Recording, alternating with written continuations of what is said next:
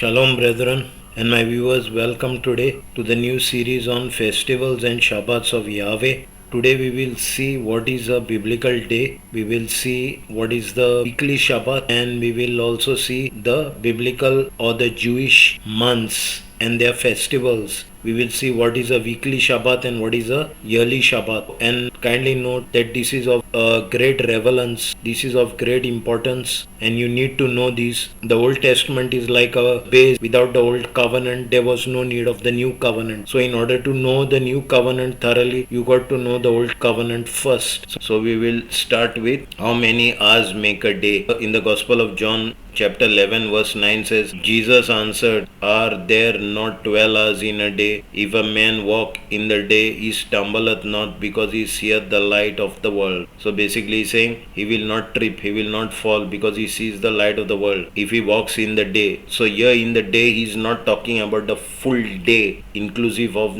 day and night. He's only talking about the day, the morning part. And we know from our watches today that the time that it takes for the daylight, the same amount of time it takes for the night to be dark. So we know this 12 hours and 12 hours is equal. So we can predict through our watches today that if the Bible says here 12 hours make the day, we know that also through our watches that the next 12 hours make the night. Okay. John 11:10 says, But if a man walk in the night, he stumbleth, because there is no light in him. So brethren, now we will see the biblical or the Jewish day, how the God ordained day begins. So we see in a worldly system, we know that the day begins from 12 a.m. early morning. The day begins and ends at 11:59 p.m. makes the full day. So the morning starts at 12 a.m. This is not so in the biblical system. So we will see when the day starts in the biblical system. So in Genesis 1:5 says, And God called the light day, and the darkness he called night, and the evening and the morning were the first day. So we are going to stress over here, the evening and the morning were the first day. Means the day started in the evening. So the evening is nothing but the dusk, during sundown, dusk. Considering that the Jewish day starts at 6 p.m. Okay, that is 18 hours. Okay, and then the early morning we have 6 a.m. that is 12 hours, and then back to 18 hours it will be a total of 24 hours. These 12 hours plus these 12 hours will make 24 hours. So in the Jewish system we start in the evening. So we see what the Jewish system says here. It says the Sabbath candles must be lit at least 18 minutes before sunset on Friday, and ends usually about 40 to 72 minutes of sunset on Saturday, depending on the tradition. Biblical sundown or sunset marks the beginning of the new day, but it does not mean complete darkness. Means it does not have to be completely dark. Sunset is during the twilight time, like this you can see on the background. Still it is visible, you can see the light. That is called sundown. So here they are saying that the Jewish Shabbat is to start 18 minutes, that is around about approximate 20 minutes before the sundown. So you can see this sun here, so you can say okay, at this time approx. So approx will consider at 18 hours, that is 6 p.m. Whereas our worldly system, the system would start at 12 a.m. The new day would start at 12 a.m. So the Jewish system day starts 6 hours before the worldly hour system differs by 6 hours. So here we'll see whether the weekly Sabbath is a Saturday or a Sunday. What does the Bible say? And we'll see what does tradition say, what does history say. Firstly, according to the general chronology, general order of the Catholic Encyclopedia, states that counting backwards, according to our present system, we can divide all time into weeks. Also, it is to be noted that since the Christian period, the order of days of the week has never been interrupted since the day of Yeshua. Here it is saying, since the day of Yeshua, the order of weeks has never been interrupted. It is the same 7-day system. And secondly, he is saying the Jews all over the world observe Sabbath on Saturday. So the Shabbat is not a Sunday, the Shabbat is a Saturday. We'll dive more into it. So we'll see the weekly Shabbat. Leviticus 23:3 says, 6 days shall work be done, but the 7th day is the Shabbat of rest. So 6 days is saying employment or occupation, business or labor shall be done. But the seventh day is an Shabbat, intermission, a period of time during which something stops before continuing again. So Shabbat is a intermission, is the Shabbat of rest, a holy convocation, a holy meeting, a holy gathering, or a holy reading. Ye shall do no work therein. It is the Shabbat of the Lord in all your dwellings. So we know that Shabbat is a Saturday. Why? Because since the day of Yeshua was on earth, the weekly system has still remained the same. It has not changed. So we know that Yeshua followed that system and we are still following that system. And we know that we, meaning the Jews, we are following the Gregorian calendar where the week starts on Monday. But the Jewish system, the week starts on Sunday. We will see this below. And secondly, we see that the Jews all over the world observe the Saturday as the Shabbat. So this is the Hebrew calendar. Here we see the day of the week in Hebrew and its translation. And the day starts from sundown or sunset. And the day continues until sundown or sunset. Yom Rishon is the first day, that is from Saturday sunset to Sunday sunset. Yom Shini is the second day, from Sunday sunset to Monday sunset. Yom Shilishi is the third day, from Monday sunset to Tuesday sunset. Yom Revi is the fourth day, from Tuesday sunset to Wednesday sunset. Yom means day. Day Hamishi means day 5. Fifth day is from Monday sunset to Thursday sunset. Yom Shishi is the sixth day, from sunset of Thursday to sunset of Friday. And the Shabbat is the seventh day, from sunset of Friday to sunset of Saturday. So when is the Shabbat? From Friday sunset to Saturday sunset. And here we know that the day starts from sunset. So Friday sunset means the Saturday is already begun. Okay, no Friday, not Friday anymore.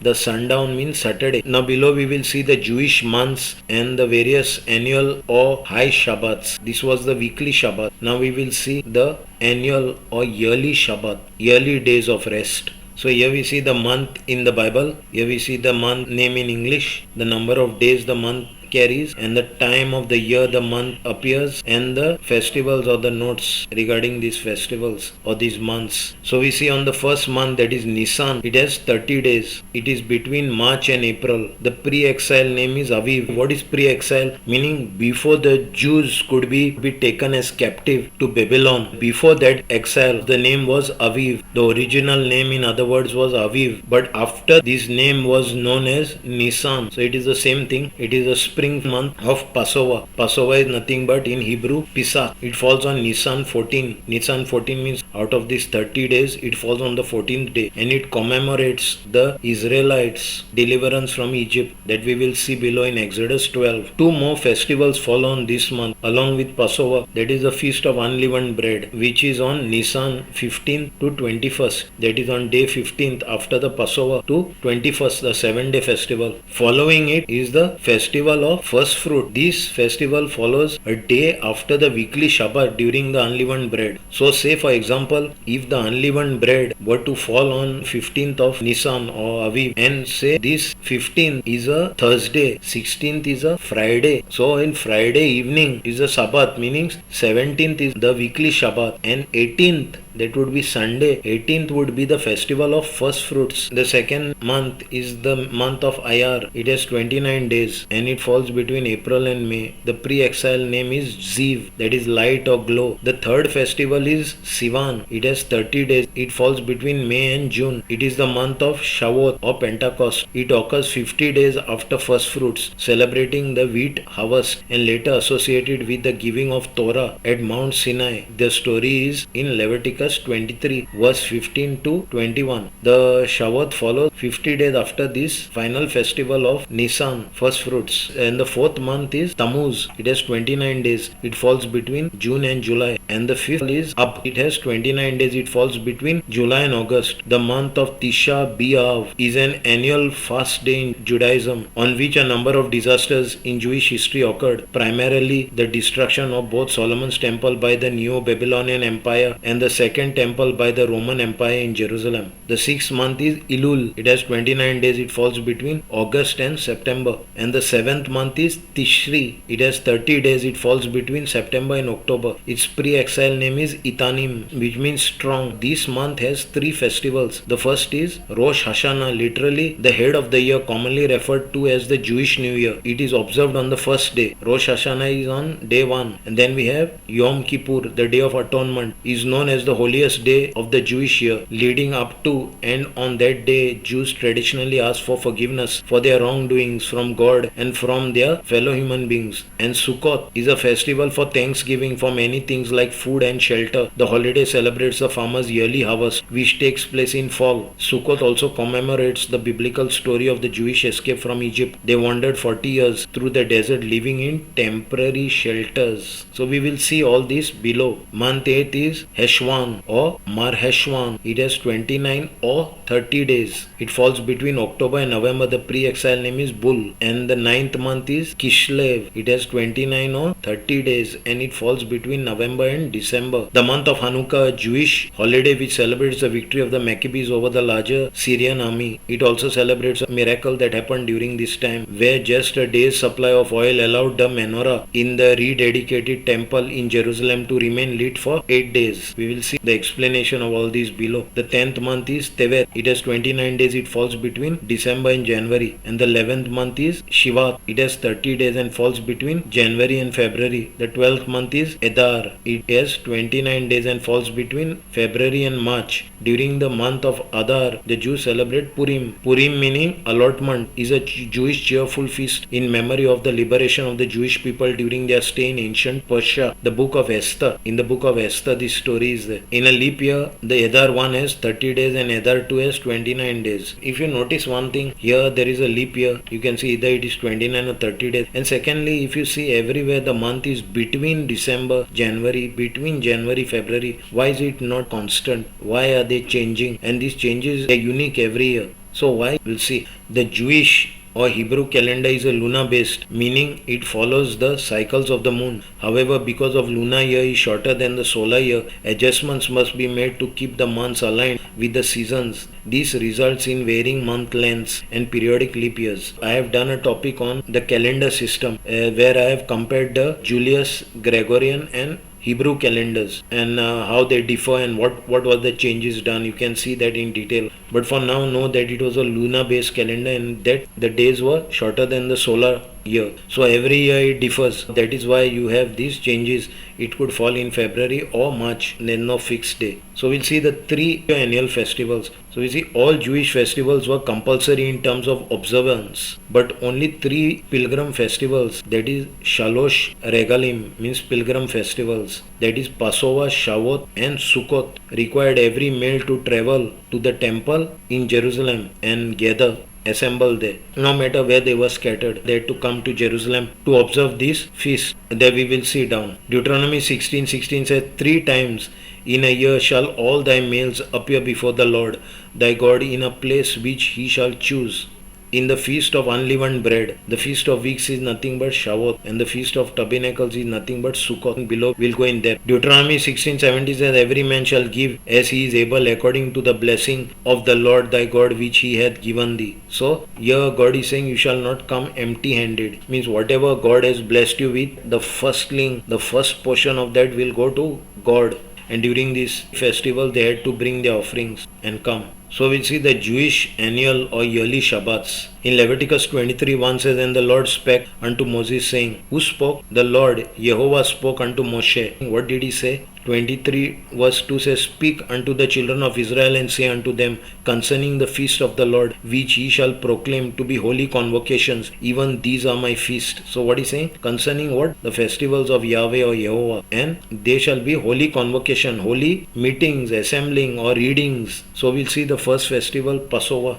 In Leviticus 23:4 says, these are the feasts of the Lord, even holy convocations, means holy gatherings, holy assemblings, which ye shall proclaim in their season, means which ye shall address in their appointed time. Leviticus 23 verse 5 says, in the 14th day of the first month at evening is the Lord's Passover. What actually happened was, during this 14th day in the afternoon they had to prepare the Passover, this lamb, and so basically the evening is the next day according to the Jewish system, which we would enter the festival of unleavened bread, the 15th day. So now you already entered. At evening means you have already entered the 15th day. So Leviticus 23 verse 6 says, and on the 15th day of the same month is a feast of unleavened bread unto the Lord. 7 days ye must eat unleavened bread. What is unleavened bread? Unleavened bread is bread made without yeast. Leviticus 23:7 says, in the first day ye shall have a holy convocation, and ye shall do no servile work therein. Out of these 7 days, in the first day, he saying, ye shall be a holy convocation, holy meeting. Ye shall do no work, meaning no servile work is no work of labor on that day. So we'll see other Bible translation. CEV says, on the first day of these festivals you must rest from your work and come together for worship. ERV says, on the first day of this festival you will have a special meeting. You must not do any work on that day. MKJV says, on the first day you shall have a holy convocation. You shall do no work of labor. You shall do no work of labor. See, work of labor. And in the web translation says, on the first day you shall have a holy convocation, you shall do no regular work. Okay, it's saying the same thing, you shall not work on that day. And then it says in Leviticus 23:8 says, but ye shall offer an offering made by fire unto the Lord 7 days. On the 7th day is a holy convocation. Ye shall do no servile work, means ye shall not work any labor therein. So on the first day no work, and on the 7th day, the last day, no work. Meaning in this feast of unleavened bread, the first day, that is on the 15th, and the last day, that is on the 21st, these 2 days were high Shabbats or annual Shabbats. Okay, whereas the Passover, although being a festival, Passover was only a preparation day. Before any Sabbath is a preparation day. Okay, so this was to prepare the Passover lamb. 14th, it was held on the first month of Nisan, that is on the 14th day, the Passover. Okay, and the 15th day was high Shabbat, and the 21st day again was a high Shabbat. So now below we will see the Passover story. We will see what is this festival all about, and why did God command the Jews to hold this festival throughout their generation. We'll see the importance of this festival. So in Exodus 12:1 says, and the Lord spake unto Moses and Aaron in the land of Egypt, saying. So who spake? The Lord spoke unto Moses and Aaron. Exodus 12:2 says, this month shall be unto you the beginning of months. It shall be the first month of the year to you. We see that the biblical calendar system started in Exodus 12:2. And who ordained it? The Lord himself. So in Exodus 12 verse 3 says, speak ye unto all the congregation of Israel, saying, in the 10th day of this month ye shall take to them every man a lamb according to the house of their fathers, a lamb for an house. Exodus 12 verse 4 says, and if the household be too little for the lamb, let him and his neighbors next unto his house take it according to the number of souls, every man according to his eating shall make your count for the lamb. So here he is saying, if the household, if the family is too small for the lamb, then he can share it with the next door neighbor. Every man according to his eating shall he make the count, shall he make the estimate, or he shall make a calculation of the quantity. Exodus 12:5 says, your lamb shall be without blemish. Without blemishes, it should be perfect, it should be whole. In other words, it should be without defect, a male of the first year. Ye shall take it out from the sheep or from the goat. So this lamb can be either the sheep or a goat. In Exodus 12 verse 6 it says, and ye shall keep it until the 14th day of the same month, and the whole assembly of the congregation of Israel shall kill it in the evening. Here we see in Exodus 12 verse 3 it says, in the 10th day of the month they shall take a lamb. And in Exodus 12 verse 6 says, on the 14th day in the evening they shall kill it. Here I want to stress is that it in the evening. Some of you may be confused that yes, we are told that the evening, the start of the Shabbat, we are not supposed to prepare anything. So how here they are saying that you should kill it in the evening? So meaning you will prepare in the evening. But here eat in could also mean between the evening, between dusk. Here we'll see in Finidex's commentary, it says between the two evenings. Jews had two evenings. The first one was at 3 p.m. when the evening sacrifice was killed, and the second one was 6 p.m. near sunset. Okay, and this story in Matthew 27:46 says, and about the 9th hour Jesus cried with a loud voice, saying, Eli, Eli, lama sabachthani. That is to say, my God, why hast thou forsaken me? So we know in the New Testament, Yeshua, that is Jesus, was the Passover lamb. It was sacrificed as a Passover lamb on the cross. Here it is saying in the King James Version, it is saying 9th hour. But the other Bible translation like CJB says, at about 3. ERV says about 3 o'clock. GNB says at about 3 o'clock. GW Bible says about 3 o'clock. NIRV says about 3 o'clock. NLT says about 3 o'clock. Here Yeshua is crying with a loud voice in the ninth hour, that is at 3 o'clock in the afternoon. From 46 we jump to Matthew 27 verse 50, and he says, Jesus, when he had cried again with a loud voice, yielded up his ghost, means he let go of his spirit. So what time he died? At 3 o'clock. So here some of the scholars believe that it was not in the evening, it was between the evenings, the Jewish evening, that is from 3 p.m. onwards, and the second evening at 6 p.m. They believe that it is between this timing that you could do the preparation. Secondly, Exodus 12:16 permitted preparing food on a high or yearly Shabbat. So the second theory is that Exodus 12:16 that we will see further. We are in chapter 12 of Exodus. When we go down, we will see that the high Shabbat allowed preparing of food, but in weekly Shabbat, that is on the seventh day Shabbat, you could not prepare any food. But the high Shabbat, the yearly Shabbat or the annual Shabbat, you were allowed to prepare food. We will see this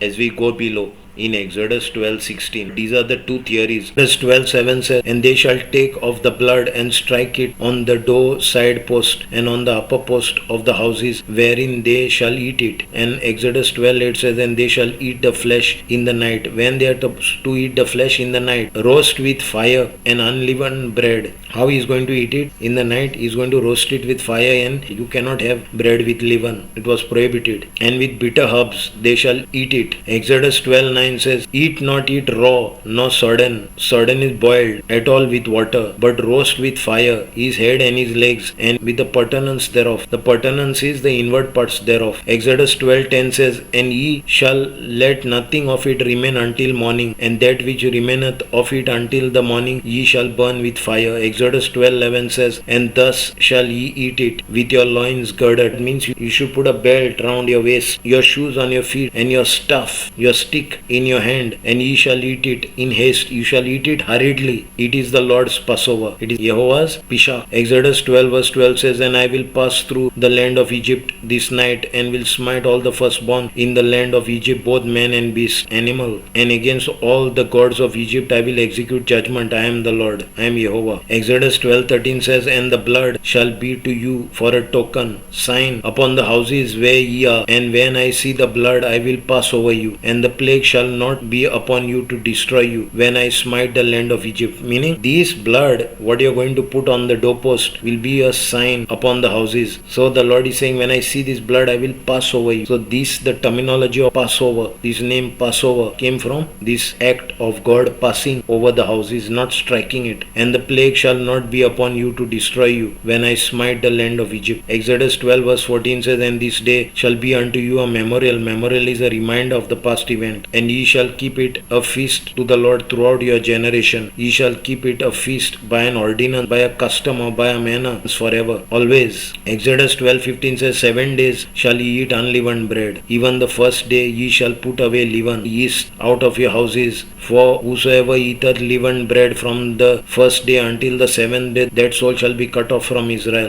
So now we see in Exodus 12 verse 16, it says, and in the first day there shall be a holy convocation. There shall be a holy gathering, a holy assembly, a holy reading on the first day. And in the seventh day there shall be an holy convocation to you. No manner of work shall be done in them. Basically, we know now, during the festival of unleavened bread following the Passover, the first day, that is the 15th of Nisan, and on the 21st day, that is the 7th day, they were high Shabbats. No work was permitted. Here what it is saying, there is an exception. Save that which every man must eat, that only may be done of you. So save is what? Save is only that which every man must eat. Here eat can be also translated as burn up or consume. It is not only eat, it can also be burn or consume, meaning it can also be cook. Cooking is allowed. We'll confirm this in other Bible translations. Here it's saying in BB, but only to make ready what is necessary for everyone's food. In CJB it says, except what each must do to prepare his food, you may do only that. So if preparation was allowed, ERV says the only work you can do is preparing the food for your meal.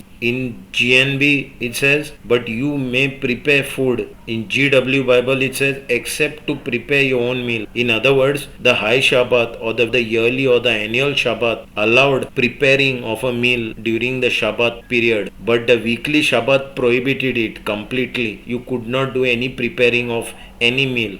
You had to prepare that on the preparation day. You had to keep ready the meal. You could only eat the meal on the weekly Shabbat. Exodus 12:17 says, and ye shall observe the feast of unleavened bread, for in the selfsame day have I brought your armies out of the land of Egypt. Therefore shall ye observe this day in your generation by an ordinance forever. 12:18 says, in the first month of the 14th day of the month at even, ye shall eat unleavened bread until the 21st day of the month at even. Exodus 12:19 says, 7 days there shall be no leaven found in your houses. For whosoever eateth that which is leavened, even that soul shall be cut off from the congregation of Israel, whether he be a stranger or born in the land. Exodus 12:20 says, ye shall eat nothing leavened in all your habitation, in all your dwelling shall ye eat unleavened bread. Exodus 12:21 says, then Moses called for all the elders of Israel and said unto them, draw out and take you a lamb according to your families and kill the Passover. Exodus 12:22 says, and ye shall take a bunch of hyssop. Hyssop is mint leaves, and dip it in the blood that is in the basin. Means when you are cutting the lamb, the Passover, collect the blood and dip this hyssop into this blood and strike the lintel and the two side posts with the blood that is in the basin, and none of you shall go out of the door of his house until morning. Exodus 12:23 says, for the Lord shall pass through and smite the Egyptians, and when he seeth the blood upon the lintel is the upper doorpost, and on the two side posts, the Lord shall pass over the and will not suffer the destroyer to come in unto your houses to smite you. So it's like this. They were instructed to put on the lintel and on the two side posts. The blood of the lamb was to be applied. And when the destroyer comes, what he will do? He will see this blood here and he will pass over. Exodus 12:24 says, and ye shall observe this thing for an ordinance to thee and to thy sons forever. Exodus 12:25 says, and it shall come to pass when ye be come into the land which the Lord will give you. Which is this land? This land is nothing but Canaan. Now they were in Egypt. Then God brought them out from the desert Sinai and took them into the land of Canaan, which is currently known as Israel, according as he had promised, that ye shall keep this service. Exodus 12:26 says, and it shall come to pass when your children shall say unto you, what mean ye by this service? Exodus 12:27 says, that ye shall say, it is the service of the Lord's Passover, who passed over the houses of the children of Israel in Egypt, when he smote the Egyptians and delivered our houses. Why he delivered the houses? Because of this blood that was applied. The condition was that the blood had to be applied, and that's how they were delivered. And the people bowed their head and worshipped. Exodus 12:28 says, and the children of Israel went away and did as the Lord had commanded Moses and Aaron, so did they. So this was the story of the Passover. And now we'll see in the new covenant, who is this Passover lamb. So 1 Corinthians 5:7 says, purge out therefore the old leaven, that ye may be a new lump, as ye are unleavened. For even Christ our Passover is sacrificed for us. So who is the Passover? Christ is a Passover in the new covenant. 1 Corinthians 5:8 says, therefore let us keep the feast. So Paul is saying in 1 Corinthians 5:8 says, let us keep the feast. Let us observe the festival. How? Not like the Old Testament people. In the New Testament, how we are going to observe this festival? Not with old leaven, neither with the leaven of malice and wickedness. So we won't follow this festival with the leaven of malice and wickedness. But how? But with the unleavened bread of sincerity and truth. How you follow this festival? By being sincere, by being truthful. So brethren, here on we'll end part 1 and we'll continue in part 2. Until then, Shalom.